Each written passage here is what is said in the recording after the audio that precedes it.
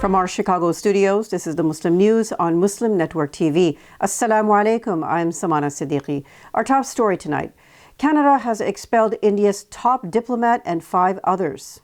It is accusing the Indian government of orchestrating homicides and extortion aimed at silencing Sikh activists in Canada. The move follows the assassination of Sikh activist Hardeep Singh Nijjar in June last year, which has heightened scrutiny of India's actions abroad. Canadian Prime Minister Justin Trudeau condemned the situation as extremely undesirable. He emphasized the need to protect Canadians from violence while maintaining good relations with India. Trudeau says Canada has shared relevant information with its allies, particularly the United States, regarding India's alleged involvement in Nijjar's killing. India has retaliated by expelling 6 Canadian diplomats in response to the accusations. Meanwhile, in a bombshell report by the Washington Post, Canadian officials have implicated India's Home Affairs Minister, Amit Shah, in a campaign of violence against dissidents abroad. That includes the murder of Nijjar. At a secret meeting in Singapore, Canada presented evidence of India's involvement in violent acts against Sikh dissidents to Indian National Security Advisor Ajit Doval. Reports reveal the existence of an operational chain in which Indian diplomats in Canada collect intelligence on alleged Sikh separatists. This information is then used by India's Foreign Intelligence Agency to identify targets.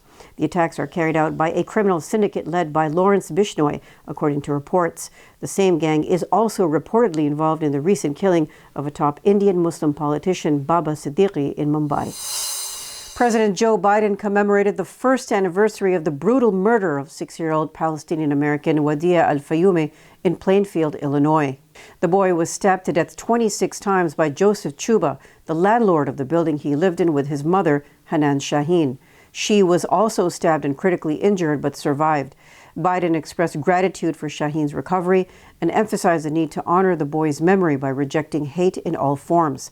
Biden said that there is no place for hatred in America, urging unity against misinformation aimed at dividing communities. Chuba has been charged with murder and hate crimes. Before he stabbed the mother and child, he yelled, "All Muslims must die." He is scheduled to go on trial on February 24th. However, uncertainty looms over the approaching trial's timeline, with 71-year-old Chuba's health deteriorating. Wadia's father, Uday Al-Fayoumi, has noted the potential closure of the case if Chuba's condition worsens. The White House has expressed deep concern over shocking images showing Palestinian civilians being burned alive following an Israeli airstrike in Gaza. A spokesperson described the scenes as horrifying and emphasized that Israel must do more to prevent civilian casualties. The Israeli airstrike hit Al-Aqsa Martyrs Hospital in Deir al-Balah. It killed 4 and left 40 injured, with many suffering severe burns. Eyewitnesses reported that the fire spread rapidly through tents housing displaced families. This attack marks the 7th time Israeli forces have targeted displaced civilians at this location. International assistance remains critically limited due to Israel's blockade of the region, worsening shortages of essential supplies. Israeli airstrikes across Gaza killed at least 29 Palestinians early Tuesday, according to Al Jazeera Arabic. Attacks were reported in Khan Yunis, Gaza City, and the Nusayrat refugee camp. The Israeli military also killed photojournalist Ayman Ruwayshed, bringing the total number of journalists killed in Gaza to 177 since October last year. Gaza's government media office condemned this loss, calling for international accountability for Israel's violence against journalists and civilians. Reports indicate that Israeli forces are planting explosive barrels in the village of Al-Fallujah, threatening to demolish homes. Sources say dozens of families, including many women, children, and the wounded, are besieged there. Israel has killed at least 42,289 Palestinians and injured 98,684 in its war on Gaza since last October. Many sources say the death toll is likely more than official figures quoted by media and international organizations. The British medical journal The Lancet last July estimated that Israel has killed 186,000 Palestinians since the start of its war in Gaza. On Indigenous Peoples Day yesterday, human rights advocates highlighted the contradictions of celebrating the holiday while the U.S. supports Israel's war in Gaza. Activists, including Jewish American scholar B'nai Bend, emphasized the shared colonial struggles of Native Americans and Palestinians. Native Hawaiian professor Uwahikea Mailai said the day should focus on survival against settler colonialism urging celebrations should condemn Israel's destruction of Palestinian lives. Palestinian-American activist and author Sumaya Awad noted the hypocrisy in U.S. claims of honoring indigenous rights while funding what she described as the ethnic cleansing of Palestinians. Activists say true recognition of indigenous struggles must include solidarity with Palestinians in their fight against colonization. Advocacy group Jewish Voice for Peace staged demonstrations on Monday challenging U.S. military aid to Israel, resulting in more than 200 arrests. A large crowd of demonstrators gathered outside the New York Stock Exchange in solidarity with Palestine. Police intervened and detained several protesters wearing red shirts emblazoned with various pro-Palestine slogans. Israel has killed over 42,000 Palestinians in its war on Gaza since October last year, including thousands of children. It has also expanded the war to Lebanon, where it has killed over 2,000 Lebanese since last year. Its unrelenting military campaign has escalated despite a UN Security Council resolution calling for an immediate ceasefire. Israel has also been accused of genocide at the International Court of Justice for its war on Gaza.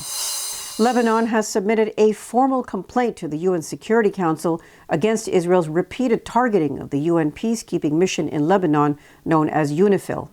Lebanon's mission to the UN in New York filed the complaint under the instructions of Foreign Minister Abdullah Abu Habib to the UN Security Council and UN Secretary General Antonio Guterres. Israeli tanks on Sunday forced entry into one of UNIFIL's positions. It is the latest in a series of violations and attacks by the Israeli military, which injured several peacekeeping troops.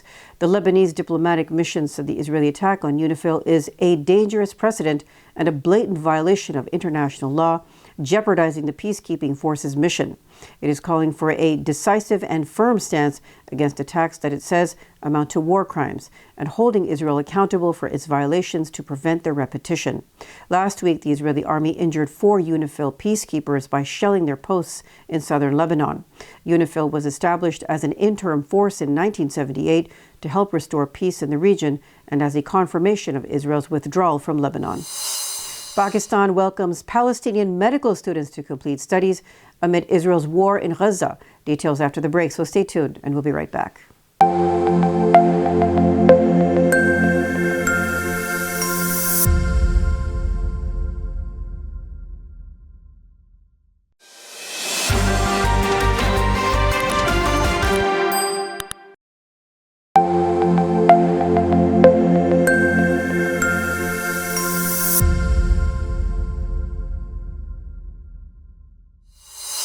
Welcome back. Pakistan has welcomed a group of Palestinian medical students to complete their studies in the country. 27 students have arrived in Lahore from Cairo, marking the first wave of Palestinian students accepted under a scholarship initiative announced in July. Al-Khidmat Foundation, a major Pakistani relief organization, partnered with International Rafah University, Islamabad, to offer scholarships to more than 100 students from Gaza. Pakistan has pledged to provide scholarships for Palestinian medical students from Gaza. This offers them the opportunity to pursue education as Israel's war on the region disrupts daily life in their homeland. A senior UN official has revealed that Gaza now has the highest number of child amputees in modern history. Lisa Doughton from the UN's Office for the Coordination of Humanitarian Affairs says 10 children lose limbs daily due to Israel's ongoing violence in the region. The situation has also worsened for women, who are 3 times more likely to face complications during childbirth. Doughton warns that Israel's relentless assaults on Gaza's healthcare system have left its more than 2 million residents, including more than 50,000 pregnant women, without access to essential medical care. The World Health Organization reports severe shortages of medical supplies, with surgeries often performed without anesthesia. The UN's annual report on children and armed conflict, which was issued in June, highlighted Israeli forces' role in over 5,000 grave violations against children, including killings and attacks on schools. Israel's green tech startups are failing to lure investors due to the country's wars against Gaza and Lebanon. Venture capitalists are expressing concern over the impact of the country's violence on the tech sector. Avi Balashnikov, chair of the Israeli Export Institute, noted the urgent need for funding as investment in the country's tech sector has declined significantly since the start of its war on Gaza in October last year. With many tech workers drafted into the Israeli army, the labor market is tightening, leading to discussions about potential relocations among companies seeking stability. The government's war expenditures, which currently exceed $66 billion, further strain resources for investment in new technologies. Despite the challenges, some defense tech firms are thriving, securing substantial funding. However, analysts say the future of Israel's startup landscape remains uncertain as its wars on Gaza and Lebanon continue to deter investment. A significant diplomatic gesture, a Chinese naval fleet docked in the city of Chittagong in Bangladesh on Saturday. It is the first foreign fleet to visit since Bangladesh's interim government took power in early August.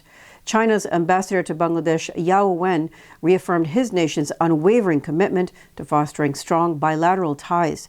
He said China's dedication to developing relations with Bangladesh remains unchanged. Ambassador Yao and Chinese naval commanders met with senior Bangladeshi officials to discuss enhancing maritime and security cooperation.